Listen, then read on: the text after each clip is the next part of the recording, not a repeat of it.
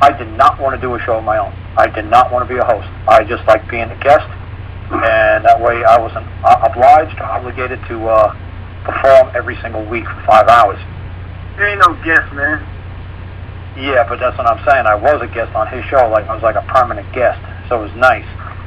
So I was just there to just anytime I heard somebody trying to use administrative law and try to say to people, well, we got to use this code. I was like, oh, no. And then I try to explain to people why you don't want to use code.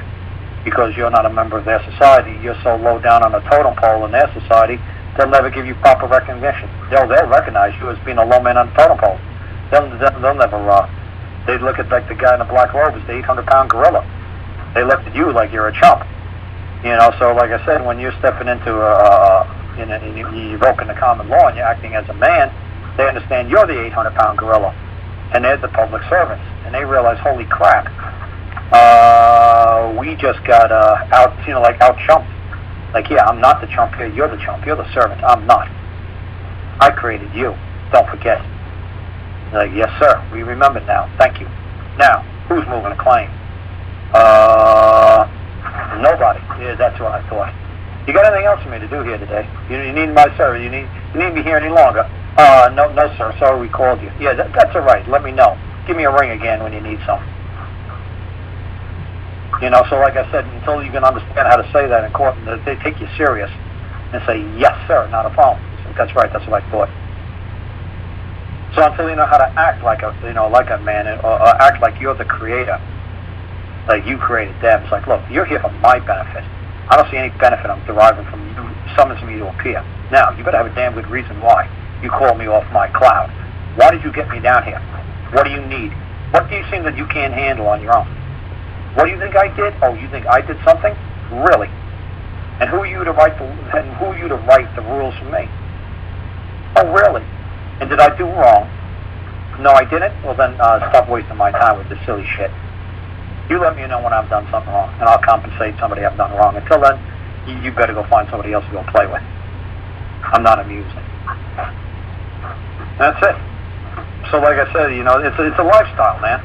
Like I said, you can't take a civilized man and throw him in a cave and tell him to act like a savage. But you can't take a savage and tell a savage to act like a civilized man. It don't work. So that's what I'm trying to teach you guys. I'm trying to teach you guys, like, okay, maybe you guys are savage, and I'm trying to teach you how to be a man. It might take a while. But now I'm a man. Do I know how to act savage? Oh, you better believe I can. But the trick is, can you act civilized? And can you act civilized when you appear in court? That's the whole trick. Can you act like a man when you get into the court? And to me, it's not that hard of an act. Because when you can do it, it just comes natural. When you can't do it, then you're faking it. And they say, he's not the king, he's the pauper. That's the king. Why? Because only a king would act like that in court. A pauper would act like that. So you ever watch the story about the pauper and the king? Yeah, they look carbon copy, they look identical. They get passed for twins. But only one knows how to act like a king at all times. The other guy's just faking it, making it up as he goes along. They can see right through it. That king would never do that. Just like when they see it in court, a man would never do that. A real man would go down with the ship. A real man would fall on the sword. A real man would throw himself under the bus. That's what a real man would do. A real man would let him, put the nails in him and crucify him. A real man ain't backing down. A real man will die for a penny. It's like, no, I'm not saying I've done wrong. No man. Not one, you're not getting me for 1 minute, 1 second, 1 day. I'll spend the rest of my life here before I say that I did wrong. Because that's the worst thing you could say, is that you did wrong.